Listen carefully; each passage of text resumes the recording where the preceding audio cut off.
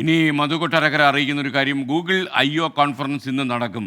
Android 15 പുറത്തിറങ്ങുമെന്ന്. Android 15 പുതിയ ചില features ഉണ്ടാകുമെന്നാണ് പ്രതീക്ഷിക്കപ്പെടുന്നത്. മധു കൊട്ടാരക്കര തയ്യാറാക്കിയ റിപ്പോർട്ട്. ഗൂഗിളിന്റെ I/O ഡെവലപ്പർ കോൺഫറൻസിന് ഇന്ന് തുടക്കമാകും. ലോകത്ത് ജനപ്രീതിയിൽ ഏറെ മുമ്പിൽ നിൽക്കുന്ന മൊബൈൽ ഓപ്പറേറ്റിംഗ് സിസ്റ്റമായ ആൻഡ്രോയിഡിന്റെ പുതിയ പതിപ്പായ ആൻഡ്രോയിഡ് 15 ഈ കോൺഫറൻസിൽ അവതരിപ്പിക്കും. ആർട്ടിഫിഷ്യൽ ഇന്റലിജൻസ് വാണരുളുന്ന കാലഘട്ടമായതിനാൽ ആൻഡ്രോയിഡ് 15-ൽ നിരവധി AI ഫീച്ചറുകൾ പ്രതീക്ഷിക്കാം.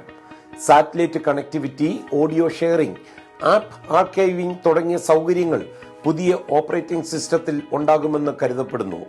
ഗൂഗിൾ I/O ഡെവലപ്പർ കോൺഫറൻസ് നടക്കാൻ മണിക്കൂറുകൾ ബാക്കിയിരിക്കെ ഓപ്പൺ AI പുതിയ ഫീച്ചറുകളുടെ പ്രഖ്യാപനങ്ങൾക്കായി ഒരുങ്ങുകയാണ്. ചാറ്റ് GPT, GPT-4 എന്നിവയുടെ പുതിയ ഫീച്ചറുകൾ ഓപ്പൺ AI അവതരിപ്പിക്കും. X അക്കൗണ്ടിലൂടെ ഓപ്പൺ AI തന്നെയാണ് ഇക്കാര്യം അറിയിച്ചത്. ഗൂഗിൾ സെർച്ച് എഞ്ചിന് വെല്ലുവിളിയാവുന്ന പുതിയ ഉൽപ്പന്നമാണ് ഓപ്പൺ AI അവതരിപ്പിക്കാൻ ഒരുങ്ങുന്നത് എന്നൊരു കണക്കുകൂട്ടലിലാണ് ടെക് ലോകം.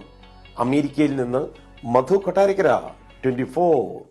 എന്തായാലും വരുന്ന മണിക്കൂറുകളിൽ ഗൂഗിളും ഓപ്പൺ AI തമ്മിലുള്ള മത്സരം കടുക്കുമെന്നാണ് നമ്മൾ മനസ്സിലാക്കുന്നത്. ആർട്ടിഫിഷ്യൽ ഇന്റലിജൻസ് അഥവാ നിർമ്മിത ബുദ്ധിയുടെ മത്സര രംഗത്തേക്ക് നമ്മളും എറിയപ്പെടുമെന്ന കാര്യത്തിൽ സംശയമില്ല. കാര്യം സാങ്കേതിക രംഗത്തെ വളർച്ചയ്ക്ക് നമുക്ക് കുറുക്കെ നിൽക്കാൻ പറ്റില്ലല്ലോ.